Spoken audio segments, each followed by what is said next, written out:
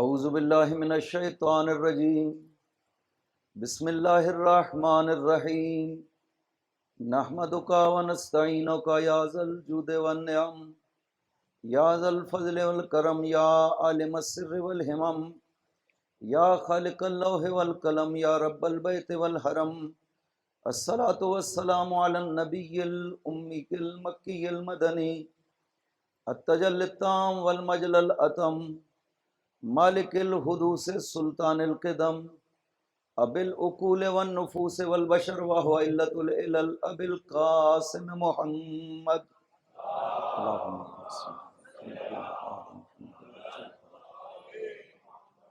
وعلى ابن عمه ووارث علمه وخلیفته سید الاولیاء والوصیین امیر المؤمنین وعلى السیدۃ المعصومۃ الجلیلہ التي هي جوہرۃ القدس من الکنز الخفی بدت فابدت تالیات الاحرف ام ائمۃ الحر بل ام ابیها سیما بقیت اللہ العظم فی الارضین روح لہ الفدا وارواح العالمین ولعنۃ اللہ علی اعدائہم اجمعین اما بعد بسم اللہ الرحمن الرحیم وَيَقُولُ الَّذِينَ كَفَرُوا لَسْتَ مُرْسَلًا قُلْ كَفَى بِاللَّهِ شَهِيدًا بَيْنِي وَبَيْنَكُمْ وَمَنْ عِنْدَهُ عِلْمُ الْكِتَابِ صلوات علی محمد اللہم صلی علی محمد وآل محمد وعجل فرجہم۔ خداوند عظیم نے قرآن کریم میں سورہ رعد کا آخری آیا ہے، ارشاد فرماتا ہے کہ یہ کافر کہتے ہیں کہ آپ اللہ کے رسول نہیں ہیں۔ فَيَقُولُ الَّذِينَ كَفَرُوا لَسْتَ مُرْسَلًا، یہ کافر کہتے ہیں آپ اللہ کے رسول نہیں ہیں۔ قُلْ كَفَى بِاللَّهِ شَهِيدًا بَيْنِي وَبَيْنَكُمْ، آپ ان سے کہہ دیجئے کہ میری رسالت کے دو گواہ میرے پاس موجود ہیں اور دونوں کافی گواہ ہیں، ان کی گواہی کافی گواہی ہے۔ ایک گواہ اللہ ہے اور دوسرا نام نہیں لیا، خداوند عظیم نے صفت کے ذریعے سے بیان کیا۔ ومن عندہ علم الکتاب، اور دوسرا گواہ وہ ہے جس کے پاس پوری کتاب کا علم موجود ہے۔ ہم نے کل عرض کیا تھا کہ قرآن کریم میں جیسے نظام ہدایت کو خدا نے بیان کیا ہے، اسی طرح قرآن میں اتنی ہی اہمیت رکھتا ہے نظام شہادت۔ بہت زیادہ امتوں کی زندگی میں، لوگوں کی زندگی میں نظام شہادت کی اہمیت ہے، لہذا خدا نے خود شاہد قرار دیے جو امتوں کے اوپر ان کے اعمال کے گواہ بنائے گئے، ان کو شہداء کہا گیا۔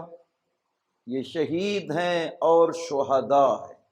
کل عرض کیا تھا قرآن کریم میں راہ خدا میں جو مارے جاتے ہیں انہیں شہید نہیں کہا گیا۔ شہید کا کلمہ قرآن میں گواہوں کے لیے استعمال کیا گیا ہے، جو گواہی دیتے ہیں، اور خود خداوند عظیم کو شہید کہا گیا ہے مختلف آیات میں۔ ان اللہ علی کل شیء شہید، خدا ہر چیز کا شہید ہے، گواہ ہے۔ اور اس آیت میں بھی خدا کو شہید کہا گیا ہے کہ خداوند عظیم شہید ہے، گواہی دینے والا ہے۔ اور خدا نے، میں نے کل عرض کیا تھا کہ انسان کے اعمال پر خدا نے یہ سلسلہ شہادت شروع کیا نبیوں کے ذریعے سے۔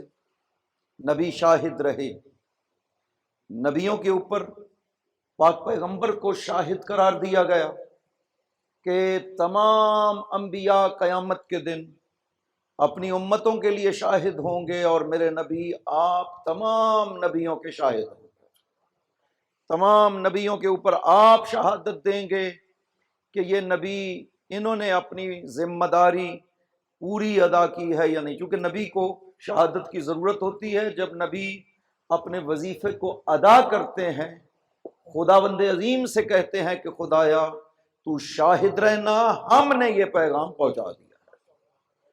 یہی وجہ ہے کہ پیغمبر اکرم نے بھی غدیر خم میں ارشاد فرمایا تھا اللہم اشہد، خدایا تو شاہد رہنا، تو نے جو میرے ذمے لگایا تھا میں نے وہ پورے کا پورا پیغام پہنچا دیا۔ لہٰذا نبی خدا کو شاہد بناتے ہیں، خدایا تو شاہد، تو گواہ رہنا، ہم نے اپنی ذمہ داری کو ادا کر دی۔ پھر نبیوں کے اوپر خداوند عظیم نے پیغمبر کو شاہد بنایا، پھر اس امت کے لیے خداوند عظیم نے پیغمبر کو شاہد بنایا، یا ایھا النبی انا ارسلناک شاہدا، اے نبی ہم نے آپ کو شاہد بنا کر بھیجا ہے۔ اسی طرح یہ کل عرض کیا تھا کہ یہ سلسلہ صرف ذات انبیاء تک منحصر نہیں ہے، جب تک سلسلہ انبیاء چلتا رہا نبی اور جو نبیوں کے اوصیاء ہیں وہ اس ذمہ داری کو ادا کرتے رہے، اور جب سلسلہ نبوت کو ختم ہونا ہے تو خداوند عظیم کو شاہد کا تو بندوبست کرنا تھا، اس لیے کہ نبی تب تک شاہد ہے۔ یہ بڑی اہم بات تھی کل جو میں نے قرآن کی روح سے آپ کو بیان کی ہے کہ نبی تب تک شاہد ہے جب تک نبی امت میں موجود ہو۔ حتیٰ پاک پیغمبر کو بھی یہ حکم شامل ہے کہ جب تک پیغمبر اکرم اس امت میں موجود تھے تب تک پیغمبر شاہد تھے، لہذا خدا نے کہا آپ شاہد ہیں۔ جب پیغمبر دنیا سے چلے جاتے ہیں تو نبی کا دور شہادت مکمل ہو جاتا ہے، اب نبی کا وظیفہ نہیں ہے شہادت دینا، اس کے لیے ہم نے حضرت عیسیٰ والی آیت کو پیش کیا تھا کہ حضرت عیسیٰ نے بارگاہ خدا میں یہ عرض کیا کہ بار الہ کنت علیہم شہیدا ما دمت فیہم، خداوندہ میں ان پر تب تک گواہ تھا جب تک میں ان کے بیچ میں موجود تھا، فلما توفیتنی، جب تو نے مجھے اٹھا لیا اب اس کے بعد تو ہے اور یہ ہے اور تو بہترین گواہ ہے۔ یہ حضرت عیسیٰ نے ہمیں ایک قانون، ایک اصول بتایا ہے قرآن کریم میں۔ صلوات پڑھیے محمد و آل محمد پہ، اللہم صلی علی محمد و آل محمد وعجل فرجہ۔ قبلہ تشریف لے آئے، اللہم صلی علی محمد و آل محمد وعجل فرجہم۔ قبلہ تشریف لے آئے حضرت علامہ سید افتخار حسین نقوی مدظلہ العالی، خداوند عظیم ان کا سایہ اس ملت پہ قائم و دائم صحت و سلامتی اور شفاء کامل کے ساتھ باقی رکھے۔ آگے کی صحت و سلامتی کے لیے ایک مرتبہ صلوات بر محمد و آل محمد، اللہم صلی علی محمد و آل محمد وعجل فرجہ۔ آپ کی اجازت سے تو یہ اس آیت سے ہمیں پتہ چلا کہ دور شہادت نبی جب تک امت میں رہتے ہیں باقی رہتا ہے، جب نبی امت سے چلے جاتے ہیں اس کا دور شہادت مکمل ہو جاتا ہے۔ پاک پیغمبر بھی اس میں شامل ہیں کہ جب تک نبی پاک اس امت میں تھے شاہد نبی تھے، جب نبی چلے گئے تو پھر ہمیں ضرورت ہے شاہدین کی، شہداء کی، ایسے گواہ ہونے چاہیے بعد از پیغمبر کہ جو مثل پیغمبر ہونے چاہیے، جن کی گواہی، جن کا علم مثل پیغمبر ہونا چاہیے۔ کیوں؟ اس لیے کہ وہ اس پیغمبر کی جگہ پہ آنا چاہتے ہیں جس کو خداوند عظیم نے کہا انا ارسلناک شاہدا و مبشرا و نذیرا، ہم نے آپ کو شاہد بنایا، ہم نے آپ کو شاہد بنا کر کے بھیجا، آپ مبشر بنا کر بھیجے گئے، آپ نذیر بنا کر کے بھیجے گئے، آپ اللہ کی طرف دعوت دینے والے بنا کر بھیجے گئے، اور سراجا منیرا، لوگوں کو روشنیاں دینے والا چراغ بنا کر کے بھیجے گئے۔ اب جس نے بھی بعد از پیغمبر، اب مسئلہ یہ نہیں ہے کہ کوئی خلیفہ بن جائے اور لوگ کہیں کہ ہم نے ایک کو خلیفہ بنا لیا۔ منصب صرف یہ نہیں تھا، بعد از پیغمبر جس منصب کی ضرورت ہے وہ صرف یہ نہیں تھا۔ قرآن کی روح سے خلافت اور جانشینی پیغمبر یہ بھی ایک منصب ہے جو خدا جعل کرتا ہے، خدا بناتا ہے۔ اسی طرح ایک دوسرا منصب جسے قرآن شہادت کہہ کر کے بیان کر رہا ہے، جیسے خلافت ضروری ہے اسی طرح شہادت بھی ضروری ہے، اسی طرح قوموں کی زندگی میں شہادت کی ضرورت ہے جیسے خلافت کی ضرورت ہے، جیسے جانشینی پیغمبر کی ضرورت ہے۔ آپ یہ تو کہتے ہیں کہ وہ مقام ہم نے پر کر لیا، جانشینی پیغمبر، میں خلیفہ ولی رسول اللہ، صحیح بخاری مسلم میں یہ لفظ ہے، آنا ولی رسول اللہ، میں رسول خدا کا ولی ہوں۔ جو بیٹھ جائے اس جگہ پر یہ دعویٰ کر دے میں ولی رسول ہوں، کیونکہ مجھے بنا دیا گیا۔ کس نے بنایا ہے؟ یہ دعویٰ نہیں کیا کہ خدا نے بنایا، نہ، ہم نے ایک اصول بنایا ہے کہ اجماع ہو جائے کسی شخصیت کے اوپر، وہ خود بخود جانشین رسول بن جاتا ہے۔ ہم اس کو مان لیتے ہیں تھوڑی دیر کے لیے، لیکن سوال یہ ہے کہ منصب جو بعد از پیغمبر امتوں کے لیے ضروری ہے، وہ صرف خلافت پیغمبر نہیں ہے، شہادت بھی ضروری ہے۔ اس کا کیسے دعویٰ کرو گے کہ میں وہ شاہد ہوں جو امتوں کے اعمال کا شاہد بنایا گیا؟ یا علی یا علی، اس کا کوئی دعویٰ کرے کہ میں شاہد ہوں، آج تک تاریخ میں کسی نے دعویٰ نہیں کیا۔ وہ جنہیں خدا نے شاہد بنایا انہوں نے کہا نحنو شہداء اللہ علی خلقہ، ہم ہیں خدا کی طرف سے گواہ، لوگوں کے اوپر گواہ بنائے گئے۔ کیونکہ جو گواہ ہوگا اس میں یہ دو خصوصیتیں ہونی چاہیے، ایک تو یہ ہے کہ اس کا علم مثل علم رسول ہونا چاہیے، جیسے رسول کا علم ہے اس کا علم ویسا علم ہونا چاہیے، کیونکہ جیسی شہادت پیغمبر دیں گے اسے ویسی شہادت دینی ہے، پیغمبر کی جگہ پہ بیٹھ کر کے اسے ویسی شہادت خدا کے حضور میں کل قیامت کے دن خدا کہتا ہے کہ ہم شہداء کو لے آئیں گے، امتیں حاضر ہو جائیں گی، شہداء بھی حاضر ہو جائیں گے، شہداء امتوں کے اوپر گواہی دیں گے، ہر امام اپنے دور کی امت کے اوپر گواہی دے گا۔ خداوند عظیم نے قیامت تک کے لیے یہ شاہدین کا سلسلہ باقی رکھا ہے۔ نبی کی طرح عصمت بھی ہونی چاہیے، نبی کی طرح علم بھی ہونا چاہیے، اس لیے پیغمبر نے فرمایا تھا آنا مدینۃ العلم وعلی بابھا، علم پیغمبر کو دیکھنا ہو تو علی کی ذات میں نظر آئے گا تمہیں۔ یا علی یا علی، اللہم صلی علی محمد وآل محمد وعجل فرجہ۔ خداوند عظیم نے یہ شہادت کا سلسلہ جیسے امتوں کے لیے بھی تھا، اسی طرح خداوند عظیم نے رسالت پیغمبر کے لیے بھی قرار دیا۔ نبی آپ کی رسالت کا بھی ہم نے گواہ بنایا، جو آپ کی رسالت پہ گواہی دے گا، اس کو دو جگہ پہ خداوند عظیم نے ارشاد فرمایا۔ ایک یہ سورہ رعد کی آخری آیت، یہاں پہ ارشاد فرمایا کہ خدا کے ساتھ دوسرا گواہ موجود ہے رسالت پیغمبر کا۔ دوسرا خداوند عظیم نے سورہ ہود 17 نمبر آیت میں ارشاد فرمایا افمن کان علی بینۃ من ربہ ویتلوہ شاہد منہ ومن قبلہ کتاب موسیٰ اماما ورحمتا، کہ ہم نے افمن کانا، وہ جو خدا کی طرف سے علی بینۃ من ربہ، اپنے رب کی طرف سے بینہ کے ساتھ آیا ہو، اس کی نبوت کی دلیل خدا بیان کر رہا ہے۔ ہم آپ کو ثبوت دیتے ہیں پیغمبر کی نبوتوں کا ثبوت۔ نبوت کا ثبوت کیا ہے؟ پہلا ثبوت بینۃ من ربہ، اپنے رب کی طرف سے واضح نشانی لے کر کے آیا ہے قرآن کریم۔ یہ پہلا شاہد ہے رسالت پیغمبر پر، یہ دلیل ہے رسالت پیغمبر کی کہ پیغمبر علی بینۃ من ربہ، اپنے رب کی طرف سے بینہ کے ساتھ آئے۔ دوسرا وَيَتْلُوهُ شَاهِدٌ مِّنْهُ، دوسرا ثبوت رسالت پیغمبر کا یہ ہے کہ پیغمبر کے بعد بلا فاصلہ ایک شاہد موجود ہے رسالت پیغمبر کا، جس کا تعلق ذات پیغمبر سے ہوگا۔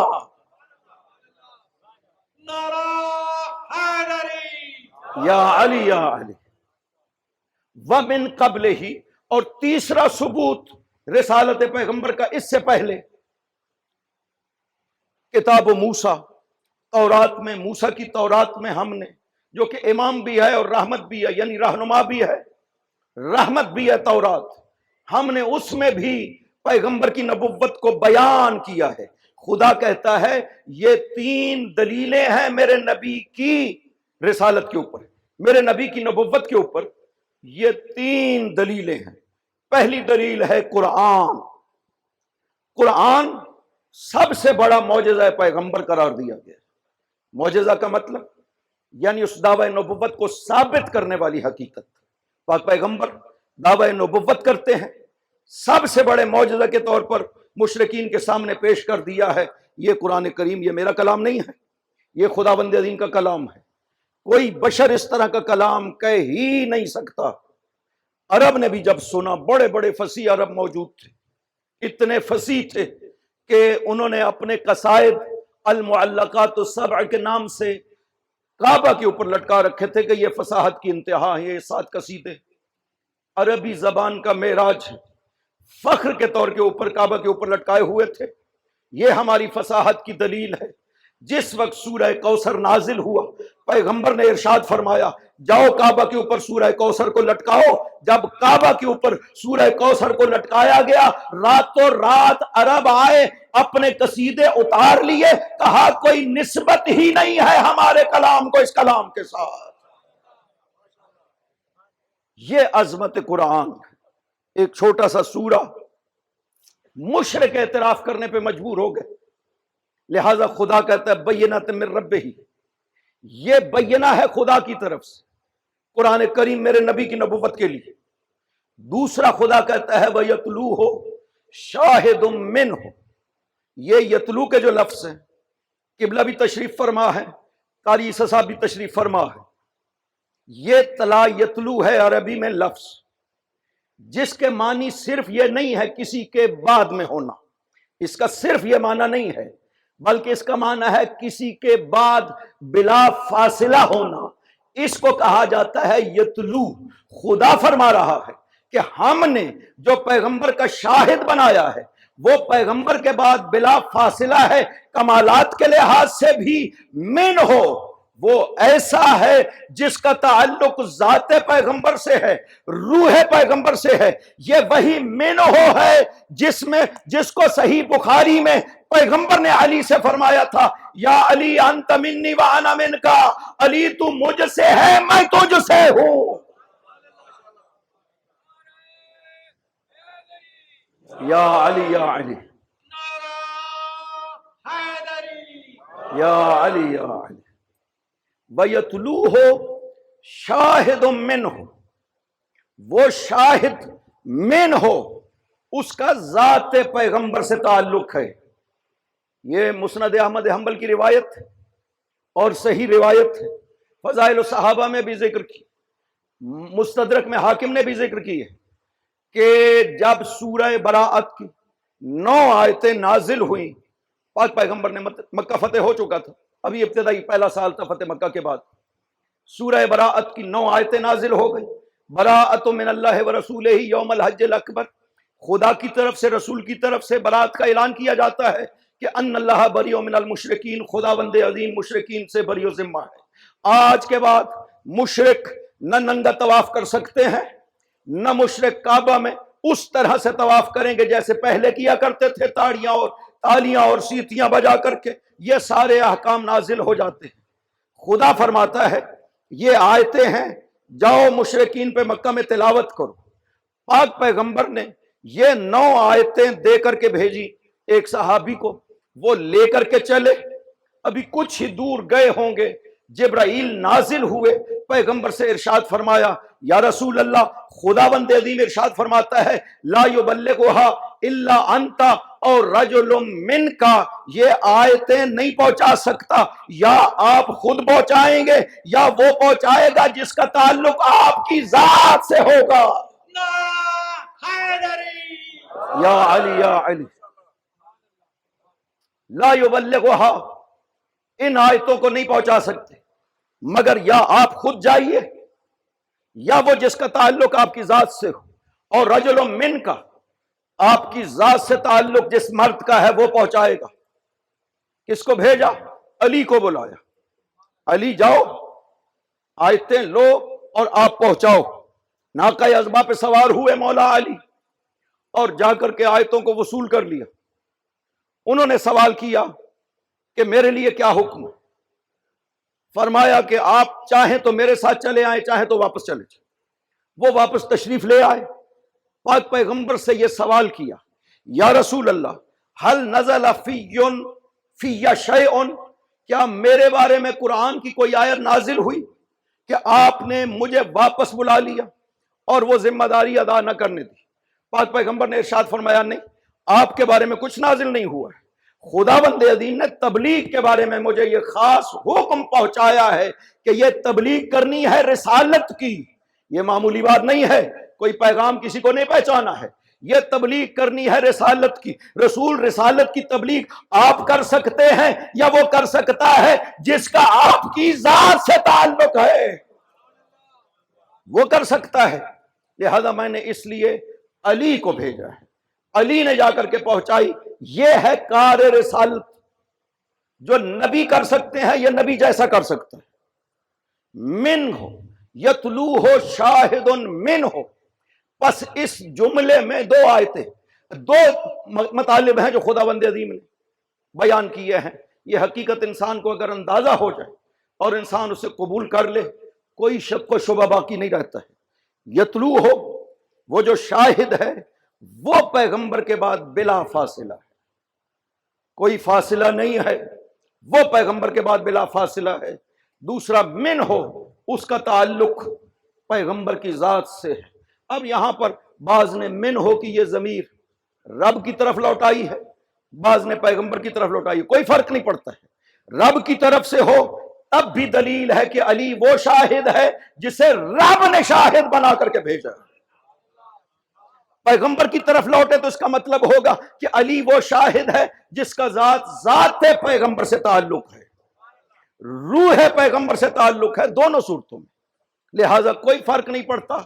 علی وہ شاہد رسالت ہے جسے خداوند عظیم نے شاہد بنا کر کے بھیجا ہے رسالت کا. مولا علی، جناب سیوطی نے الدر المنصور میں روایت کو نقل کیا ہے، اور جن سے نقل کیا ہے وہ بڑے بڑے نام ہیں. ابن ابی حاتم رازی، ابن مردوہ، ابو نعیم. یہ ابن ابی حاتم رازی وہ مفسر ہے جن کے بارے میں کہا گیا ہے، خود انہوں نے مقدمہ تفسیر میں کہا ہے کہ میں نے اس کتاب میں جو روایات پیش کی ہیں وہ سب کی سب صحیح روایات ہیں جو میں نے پیش کی ہیں. یہی وجہ ہے کہ ابن تیمیہ جیسا شخص بھی کہتا ہے کہ صحیح تفسیر جو روایات صحیح پہ مشتمل ہے وہ ایک تو یہ ابن ابی حاتم رازی کی تفسیر ہے، دوسرا انہوں نے نام جناب طبری کی تفسیر کا لیا جامع البیان کا، کہ یہ دو تفسیریں اور بھی نام لیے ہیں. یہ وہ مشہور تفسیریں ہیں جن کو جناب ابن تیمیہ بھی مانتے ہیں کہ یہ صحیح روایات پر مشتمل ہیں. یہ روایت ان میں پیش کی گئی ہے، طبری نے بھی پیش کی گئی جامع البیان میں، جناب ابن ابی حاتم رازی نے پیش کی، سیوطی نے اسے ذکر کیا، ابو نعیم نے المعرفہ میں اسے ذکر کیا کہ مولا علی خطبہ دے رہے تھے. ارشاد فرماتے ہیں کہ ما من رجل من قریش الا ونزلت فیہ طائفۃ من القرآن. کوئی شخص بھی قریش میں سے ایسا نہیں ہے مگر یہ کہ اس کے بارے میں قرآن کی کچھ آیتیں نازل ہوئی ہیں. کسی نے سوال کیا ہل نزل فیک شیء من القرآن، تو علی اپنے بتائیے، اپنے بارے میں بتائیے کہ کیا آپ کے بارے میں بھی قرآن سے کچھ نازل ہوا؟ آپ نے فرمایا او ما تقرأ سورۃ الہود، کیا تم نے سورہ ہود نہیں پڑھا؟ خدا فرماتا ہے افمن کان علی بینۃ من ربہ ویتلوہ شاہد منہ، اور وہ جو بینہ لے کر کے آیا ہے وہ محمد مصطفیٰ ہے، اور جو شاہد بنایا ہے خدا نے وہ علی مرتضیٰ ہے. یا علی یا علی یا علی یا علی. لہذا ضرورت ہے، قرآن کریم کہہ رہا ہے پیغمبر کے لیے علی بینۃ، بینہ جو ہے قرآن کو خداوند عظیم نے کہا، لیکن ہر جگہ قرآن کسی کے لیے، ہر کسی کے لیے بینہ نہیں بنتا ہے. قرآن بینہ ہے ایک خاص جگہ پر، خدا نے قرآن کریم میں اسے بیان کیا ہے کہ قرآن بینہ بنتا ہے جب وہ ان سینوں میں ہوتا ہے جنہیں خدا کی طرف سے علم عطا کیا گیا ہے۔ بل ہوا آیات بینات فی صدور الذین اوتوا العلم، قرآن آیات بینات ہیں، لیکن وہ آیات بینات وہاں جب ان سینوں میں ہو جنہیں علم عطا کیا گیا ہے۔ ایک لوگ ہیں وہ جو علم حاصل کرتے، ایک وہ ہیں جن کے لیے خدا فرماتا ہے کہ انہیں علم عطا کیا گیا ہے۔ ہم آئندہ کی گفتگو میں انشاءاللہ بیان کریں گے قرآن کریم میں کون کون سے لفظ استعمال ہوئے ہیں اس کے لیے۔ علم کتاب جو اس آیت میں استعمال ہوا ہے، اسی طرح اوت الکتاب دوسری آیات میں استعمال ہوا ہے، الراسخون فی العلم بیان ہوا ہے، کل شیء احصیناہ فی امام مبین بیان ہوا ہے، اوت العلم بیان ہوا ہے۔ یہ ہیں وہ لفظ جو خدا نے قرآن کریم میں بیان کیے ہیں ان ہستیوں کی پہچان بتانے کے لیے۔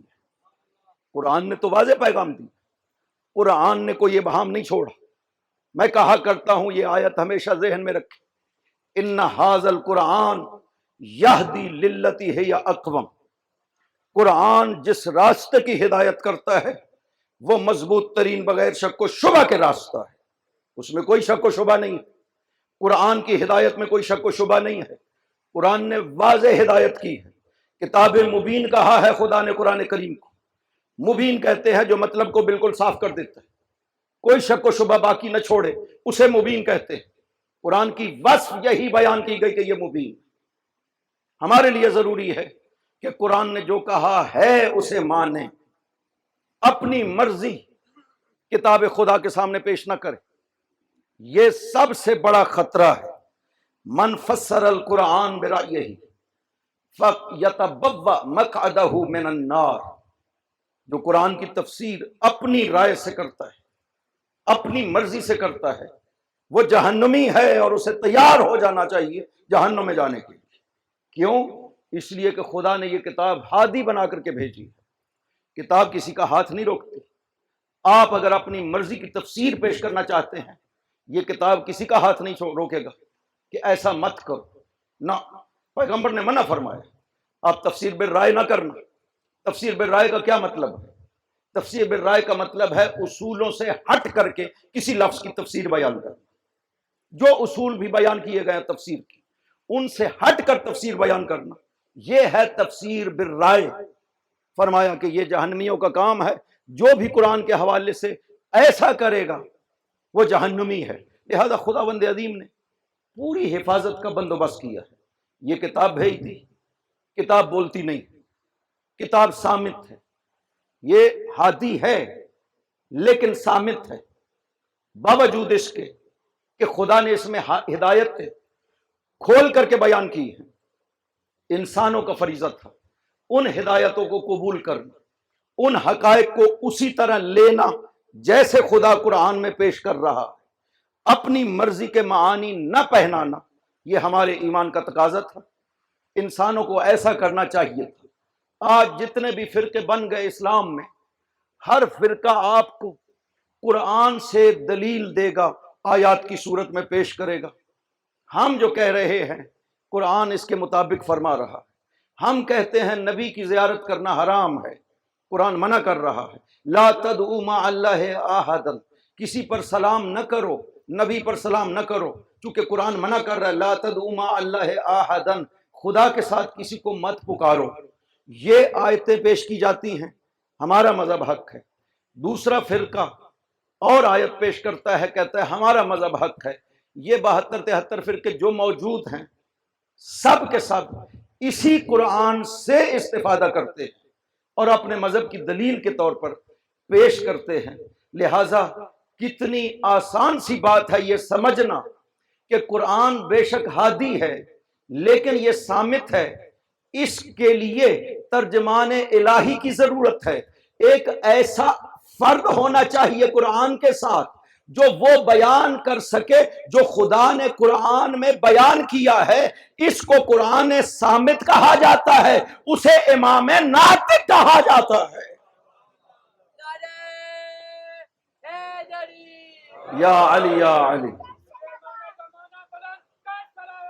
اللہم صلی علی محمد و آل محمد وعجل فرجہم، اس لیے فرمایا بل ہوا آیات بینات فی صدور الذین اوتوا العلم، قرآن آیات بینات ہیں ان کے سینے میں، ان کے سینوں میں جنہیں علم عطا کیا گیا۔ ایک فرد بھی نہیں کہا، الذین کہا، وہ ایک جماعت ہے، وہ گروہ ہے، ان کو علم عطا کیا گیا ہے، ان کے سینوں میں یہ قرآن آیات بینات کہلاتا ہے۔ لہذا اس کتاب صامت کے ساتھ مبین ہونا چاہیے۔ خداوند عظیم نے قرآن کریم میں نے پچھلی محرم میں اس آیت کو ذکر کیا تھا اور تفصیل بھی بیان کی تھی کہ خدا نے پیغمبر کی ذمہ داری لگائی کہ وَأَنزَلْنَا إِلَيْكَ الذِّكْرَ لِتُبَيِّنَ لِلنَّاسِ مَا نُزِّلَ إِلَيْهِمْ، میرے نبی ہم نے آپ کی طرف ذکر نازل کیا، کیوں؟ تاکہ آپ لوگوں کے لیے کھول کر بیان کرے وہ قرآن جو لوگوں پہ نازل کیا گیا۔ اس آیت میں دو چیزیں ہیں جو خدا نے بیان کی ہیں۔ ایک انزلنا الیک الذکر، نبی آپ کو خدا کی طرف سے ذکر دیا گیا ہے، کس خاطر؟ تاکہ آپ اس کے ذریعہ سے لوگوں کو بیان کریں ما نزل الیہم، وہ قرآن جو لوگوں کی طرف نازل کیا گیا ہے۔ بس یہ ایک چیز نہیں ہے، ذکر اور ما نزل الیہم یعنی قرآن، یہ ایک چیز نہیں ہے، یہ دو الگ الگ چیزیں ہیں۔ یعنی ایک تو قرآن دیا گیا ہے، دوسرا نبی کو علم دیا گیا ہے جس کے ذریعے سے نبی قرآن کو بیان کیا کرتے ہیں۔ یہ بھی خدا نے بندوبست کرنا ہے۔ خدا وہ علم عطا کرے گا کہ میں نے قرآن میں کیا کہا ہے۔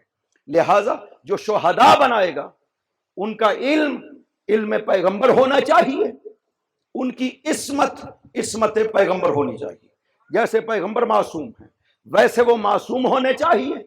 جو علم پیغمبر ہے وہ علم ان کے پاس ہونا چاہیے، اور یہ علم عام علم نہیں ہے کہ کوئی کسی مدرس کے پاس، استاد کے پاس جا کر کے تلمذ کرے اور بیٹھ کر کے اس علم کو حاصل کرے۔ یہ وہ والا علم نہیں ہے کہ کوئی حاصل کر کے شہداء بن سکے، نہ یہ علم ہے جو پوری کائنات پر محیط ہونا چاہیے۔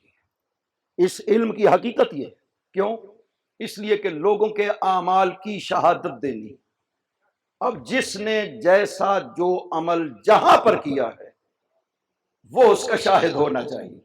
قرآن کہہ رہا، کوئی حدیث نہیں کہہ رہی، قرآن کہہ رہا کہ وہ شہادت دے گا آپ کے اعمال کی۔ خوب جب تک اس کا علم آپ کے تمام اعمال پہ محیط نہیں ہوگا وہ شہادت نہیں دے سکتا، اور یہ علم انسان حاصل نہیں کر سکتا۔ یہ خدا بند عظیم جسے عطا کرتا ہے صرف اسی کی ذات میں پایا جاتا ہے، ورنہ کوئی حاصل کرنا چاہے تو یہ کسی بشر کے امکان میں نہیں ہے حاصل کرنا۔ خدا بند عظیم اس علم کو عطا کرتا ہے۔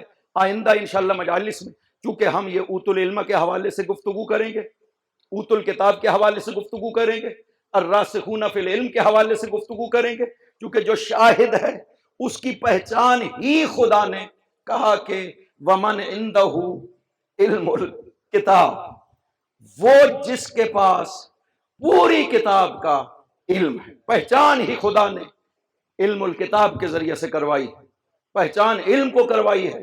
لہٰذا ہمیں اندازہ ہونا چاہیے، معرفت ہونی چاہیے۔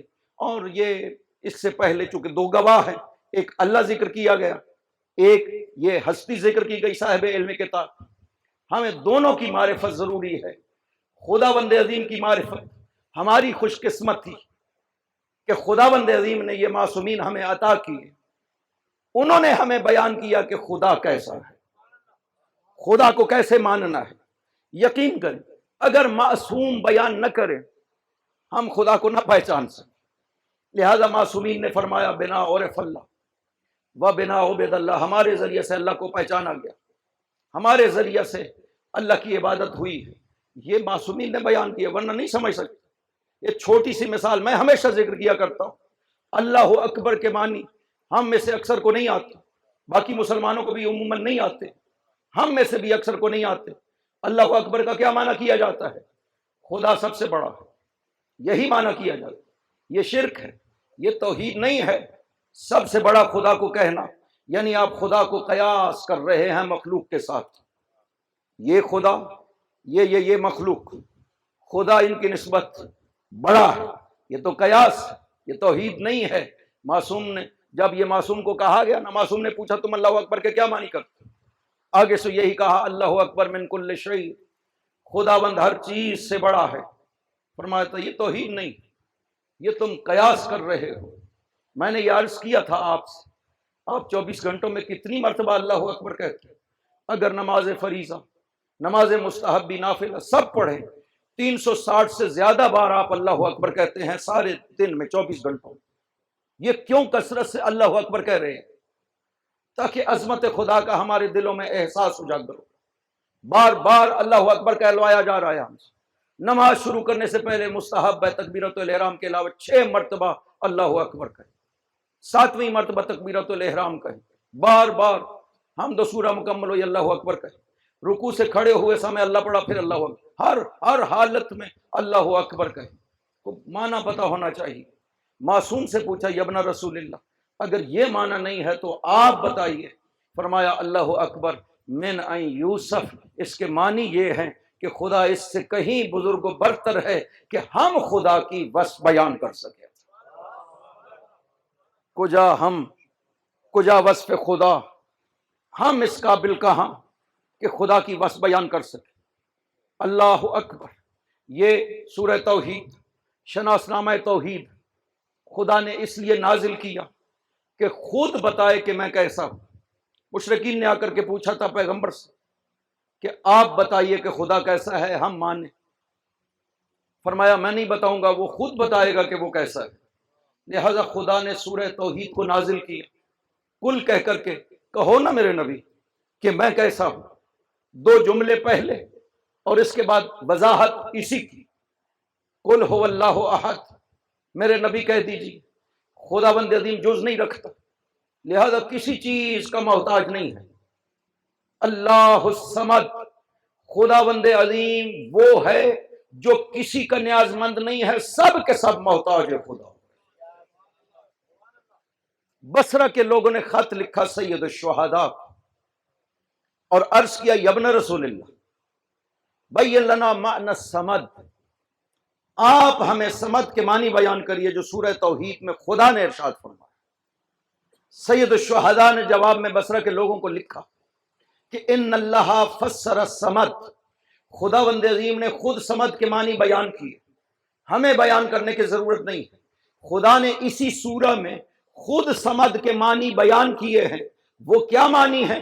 اسی کے بعد جو اگلے جملے ارشاد فرمائے ہیں وہ صمد ہی کے معنی ہے، لم یلد ولم یولد، خداوند عظیم سے کچھ بھی باہر نہیں نکلتا، نہ کثیف نہ لطیف، نہ گاڑی چیز نہ لطیف سے لطیف چیز۔ سید الشہداء نے یہ وضاحت کی اس حدیث میں، خدا سے کچھ بھی باہر نہیں نکلتا، حتیٰ سانسیں، یہ جو ہم لیتے ہیں سانسیں، یہ لطیف ترین چیز ہے۔ لم یلد کے معنی صرف یہ نہیں ہے کہ کوئی خدا کا بیٹا نہیں، خدا نے کسی کو جنا نہیں ہے۔ لم یلد، کچھ بھی خدا سے باہر نہیں نکلتا، کچھ بھی خدا کے اندر نہیں جاتا۔ کوئی چیز جیسے ایک چیز دوسری چیز سے جدا ہو جاتی، جیسے درخت سے پھل نکلتے، سیب سے خوشبو نکلتی، کوئی ایسی چیز نہیں ہے جو خدا سے خارج ہوتی، کوئی ایسی چیز نہیں ہے جو خدا میں داخل ہوتی ہو۔ مبدع الاشیاء، خالق الاشیاء، منشئ الاشیاء بقدرتہ ہی، اس نے چیزوں کو اپنی قدرت سے خلق بھی کیا ہے، ابداع بھی کیا ہے، پیدا بھی کیا ہے۔ کچھ چیزیں ہیں جو اس کی مشیت سے تباہ و نابود ہو جائیں گی، کچھ چیزیں ہیں جو اس کی مشیت سے باقی رہ جائیں گی۔ وَلَمْ يَكُنْ لَهُ كُفُوًا أَحَدٌ، وہ ایسا ہے کہ کوئی اس جیسا نہیں ہے اس کائنات میں۔ اللہ اکبر، یا رسول اللہ، یا علی یا علی، اللہم صلی علی محمد و آل محمد وعجل فرجہ۔ یہ حمد و سورہ، اس کا معنی ہمیں آنا چاہیے۔ آپ کو پتہ ہونا چاہیے جب بارگاہ خدا میں کھڑے ہیں کیا کہہ رہے ہیں خدا بند عظیم سے. ہم جب پڑھتے ہیں کتنے مراحل طے کر کے پہنچتے ایک منزل تک. سورہ توحید پڑھتے ہیں خدا سے کیا عرض کر رہے ہیں, خدایا میں تجھے کیسا سمجھتا ہوں, تو کیسا ہے, ہمارے فہم و ادراک سے ماورا. خدایا نہ کسی کے وہم میں سما سکتا ہے, نہ کسی کی عقل میں سما سکتا ہے, نہ کسی شے میں داخل ہوتا ہے, نہ کسی شے سے خارج ہوتا ہے. کسی نے آ کر کے سوال کیا امام رضا علیہ الصلوۃ والسلام سے, اللہم صلی علی محمد و آل محمد وعجل فرجہم, یا ابن رسول اللہ بیان کریے کہ خدا کیسا ہے. آپ نے فرمایا کہ خدا بند عظیم نہ جسم ہے نہ جسمانیات, نہ جسم کی کوئی خصوصیات رکھتا ہے, نہ حرکت کرتا ہے نہ سکون رکھتا ہے, نہ مادہ ہے نہ مادیات کی خصوصیات رکھتا ہے, نہ سوتا ہے نہ اسے اونگ آتی ہے. جب یہ بیان کرنا شروع کیا کہ یہ ساری صفات خدا میں نہیں پائی جاتی, سننے والے نے چونکہ وہ سمجھتا ہے کہ اس کائنات میں جو چیز موجود ہے یا متحرک ہے یا ساکن, ضد و نقیض اس طرح سے, یا یہ ہے یا وہ, یا متحرک یا ساکن, یا جاگ رہا ہے یا سو رہا ہے. ہم نے تو موجودات کو اسی طرح دیکھا ہے. اس کے ذہن میں بھی یہی تھا کہ جو بھی موجود ہے بس اس میں کوئی نہ کوئی یہ کیفیت ہونی چاہیے. حضرت نے فرمایا کہ نہیں, ان میں سے کوئی نہیں ہے. اس نے کہا یا ابن رسول اللہ, اس کا مطلب ہے کہ خدا نہیں ہے. جب یہ کیفیات ہی نہیں ہے اس میں تو اس کا مطلب ہے کہ خدا نہیں ہے. فرمایا یہی فرق ہے تم میں اور ہم میں. تم نے چونکہ خدا میں مخلوق کی صفات کو نہ دیکھا تو خدا کا انکار کر دیا, ہم نے اسے خدا مانا ہی اس لیے ہے کہ مخلوق کی صفات نہیں پائی جاتی ہے. خدا بندے عظیم, اللہ اکبر, یا رسول اللہ, یا علی یا علی. لہذا خدا بند عظیم کی معرفت جیسے ہمیں معصومین نے عطا کی ہے, کسی کے تصور اور ادراک میں بھی ممکن نہیں ہے کہ انسانی سوچ کا پرندہ پرما سکے اس عظمت تک جو معصوم نے ہمیں پہنچایا ہے معرفت خدا کے حوالے سے. ہماری خوش قسمتی ہے معصوم ہم میں تشریف لائے, لیکن کتنی بدبختی ہے اس امت کی کہ خدا بند عظیم نے جن ہستیوں کو اس لیے بھیجا تھا کہ وہ انسانوں کی ہدایت کرے, لوگوں کو خدا تک پہنچائیں گے, لوگوں نے ان سے دین لینا معرفت لینے سے انکار کر دیا. صرف انکار کر دیتے تو یہ مشکل نہیں تھی, انہوں نے قتل کیا, بڑوں کو مارا, جوانوں کو مارا, بوڑھوں کو مارا, بچوں تک کو مارا. کوئی قوم کوئی ملت بچوں اور عورتوں پہ ظلم نہیں کرتی. جنگیں بھی جب ہوتی ہیں تو وہ اس چیز کا خیال کرتے ہیں کہ عورتوں اور بچوں کو راستہ دے دیا جائے تاکہ جنگ میں ان پہ کوئی ظلم نہ ہو. لیکن یہ کیسی امت پیغمبر ہے جو اپنے آپ کو کہتے ہیں ہم امت رسول ہیں, انہوں نے صرف ایک واسطے کے ساتھ نبی کی بیٹیاں ہیں جن کے خیموں کو لوٹا تھا, کوئی زیادہ فاصلہ نہیں تھا. صرف ایک بیچ میں نبی کی بیٹی اور نواسیاں ہیں نبی کی جن کے خیموں کو لوٹا گیا. صرف خیموں کو نہیں لوٹا گیا, چادروں کو لوٹا گیا, وہ بھی ہاتھوں سے نہیں لوٹا گیا, نیزوں سے اتارا گیا. اجرکم علی اللہ. کربلا کا پہلا شہید مسلم ابن عقیل. مسلم کی یہ خصوصیت ہے کہ پیغمبر نے فرمایا تھا تدمع علیہ عیون المؤمنین, مسلم پر مومنین کی آنکھیں آنسو بہائیں گی غم مسلم میں, اس لیے کہ مسلم جس مظلومیت کے ساتھ مارا گیا وہ بالکل اسی طرح سے ہے جیسے حسین مارا گیا. حسین کا بدن بھی بہت زخمی تھا شہادت کے وقت, مسلم بھی بہت زیادہ زخمی تھے شہادت کے وقت. حسین بھی پیاسے تھے اور مسلم بھی پیاسے تھے۔ حسین بھی اس دنیا سے پیاسے گئے، مسلم بھی اس دنیا سے پیاسے گئے۔ ایک خصوصیت اور بھی مسلم کو ہے کہ مسلم کے ساری نسل کربلا میں ختم ہو۔ 4 بیٹے تھے مسلم کے اور 1 بیٹی تھی مسلم۔ 2 بیٹے کربلا میں مارے گئے اور 2 بیٹے کوفہ میں مارے گئے۔ 1 بیٹی تھی عاشور کے دن جب خیموں کو لوٹا جا رہا تھا، گھوڑے کی ٹاپوں میں کچھ نہیں تھا، اجرکم علی اللہ۔ یہ ہے مظلوم مسلم کہ جس کی نسل کربلا میں ختم ہو گئی، خود بھی قربان ہو گئے۔ جب حسین سے رخصت ہو رہے تھے نا مسلم، عجیب انداز ہے مسلم کے رخصت ہونے کا۔ علی اکبر جب رخصت ہوئے تھے نا، سید الشہداء بار بار پیچھے چلے جاتے تھے علی اکبر کے۔ جب علی اکبر نے منت کی کہ بابا آپ نے رخصت کر دیا، آپ تکلیف کیوں فرماتے ہیں، چل کر کے پیچھے آتے، تو حسین نے ایک جملہ کہا تھا، علی اکبر جاتی دفعہ پیچھے رخ کر کے مجھے دیکھتے جانا۔ علی اکبر میں تیرے چہرے کو جی بھر کر دیکھ لینا چاہتا ہوں۔ مسلم کا بالکل یہی حال تھا جب حسین سے رخصت ہو رہے تھے۔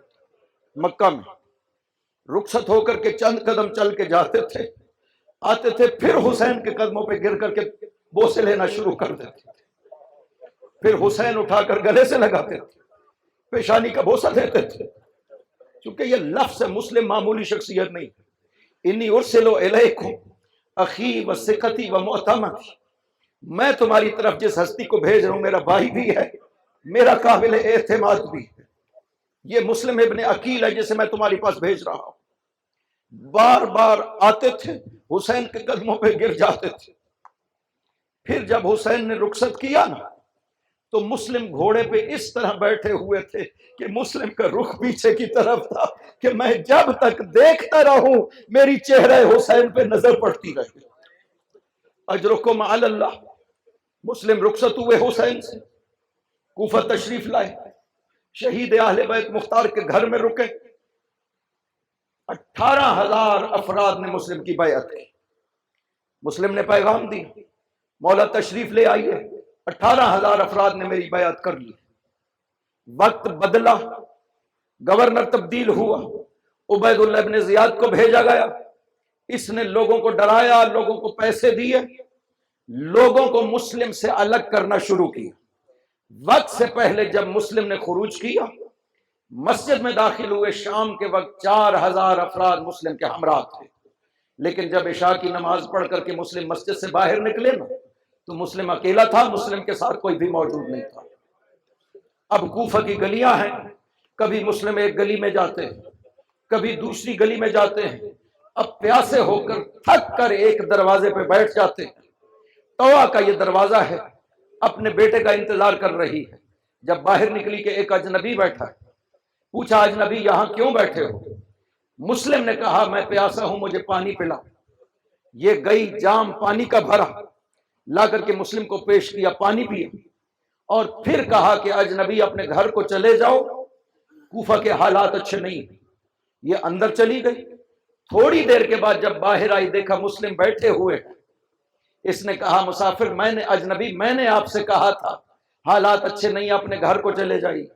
مسلم نے کہا کہ اے کنیز خدا، میں تمہارے شہر میں اجنبی ہوں، میرا اس شہر میں کوئی گھر نہیں۔ کہا آپ کون ہے؟ کہا میں مسلم ابن عقیل ہوں۔ یہ سننا تھا، قدموں پہ گر گئی، دروازہ کھول دیا، مولا تشریف لائیے، کنیز کا گھر حاضر ہے۔ مسلم تشریف لے گئے، اس نے کھانا پیش کیا، مسلم نے کھانا نہیں کھایا، ساری رات عبادت خدا میں بسر کی۔ صبح اس کے بیٹے نے جا کر کے ابن زیاد کو اطلاع دی کہ مسلم ہمارے گھر میں۔ 500 افراد سپاہیوں کو بھیجا ابن زیاد نے، جاؤ مسلم کو گرفتار کرو۔ جب گھوڑوں کے ٹاپوں کی آواز سنی نا مسلم نے باہر جانے کی تیاری شروع کر دی۔ طوع نے کہا مولا اگر آپ اندر رہ کر جنگ کرتے تو زیادہ محفوظ رہتے۔ جانتے ہو ہاشمی خون نے کیا جواب دیا ہے؟ کہا طوع میں مسلم برداشت نہیں کر سکتا کہ یہ اجنبی تیرے گھر میں داخل ہو جائے۔ او کاش مسلم آپ کربلا میں موجود ہوتے، عصر عاشور دیکھتے، نبی زادیوں کے خیمے ہیں اور سپاہی نبی زادیوں کے خیموں میں داخل ہو رہے ہیں۔ اجرکم علی اللہ۔ سپاہی مسلم سے جنگ کر رہے ہیں، سامنے آ کر کے کوئی بھی حملہ نہیں کر پاتا ہے مسلم کے ساتھ۔ ایک مرتبہ پیغام بھیجا گیا ہمیں اور سپاہی چاہیے۔ ابن زیاد نے کہا لشکر کے مقابل نہیں گئی، ایک شخص کے مقابل گئے ہو۔ جواب میں کہا گیا تمہیں پتہ نہیں ہے یہ کوئی کوفہ کا عام آدمی نہیں ہے، یہ بنی ہاشم کا شیر ہے جس کے مقابل میں تو نے ہمیں بھیجا ہے۔ اور سپاہی بھیجے گئے۔ اب جب مقابلہ نہ کر سکے اعلان ہوا لوگوں چھتوں پہ چڑھ جاؤ۔ لوگ چھتوں پہ چڑھ گئے، کسی نے مسلم کو نیزہ مارا، کسی نے پتھر مارا، کسی نے تلوار ماری۔ مسلم زخموں پہ زخم کھا رہے ہیں، زخمی ہو رہے ہیں۔ ایک لعین نے تلوار ماری جو مسلم کے اوپر والے ہونٹ پہ لگی، مسلم زمین پر بیٹھ جاتے ہیں۔ کسی نے آ کر مسلم کی پشت پہ حملہ کیا، مسلم منہ کے بل گر جاتے ہیں۔ اب سپاہیوں نے آ کر مسلم کو گرفتار کیا۔ اجرکم علی اللہ۔ مسلم گرفتار ہوئے، لے کر ابن زیاد کے دربار میں پہنچے۔ مسلم چل رہے ہیں، ایک سپاہی نے آگے بڑھ کے کہا مسلم تم نے اپنے امیر کو سلام نہیں کیا۔ مسلم نے جواب دیا مالی امیر سوى الحسین، مسلم کا امیر حسین کے علاوہ کوئی نہیں ہے اس کائنات میں۔ مسلم اگر سلام کرے گا تو صرف حسین کو کرے گا۔ وصیتیں ہو گئی۔ ابن زیاد نے کہا مسلم کو آمادہ ہو جاؤ شہادت کے لیے۔ بکر ابن حمران سے کہا جاؤ دارالامارہ کی چھت پہ لے جاؤ اور مسلم کا سر کاٹ دو۔ لے کر کے گئے چھت پر۔ مسلم نے اجازت مانگی مجھے 2 رکعت نماز پڑھنے دو۔ 2 رکعت نماز پڑھی۔ کہا مسلم سر آگے بڑھائیے۔ مسلم نے سر آگے بڑھا کر سلام عرض کیا السلام علیکہ یا ابن رسول اللہ، السلام علیکہ یا ابا عبداللہ۔ مولا مسلم کا آخری سلام قبول ہو۔ سر کٹا، مسلم کا جسم زمین پر گرا۔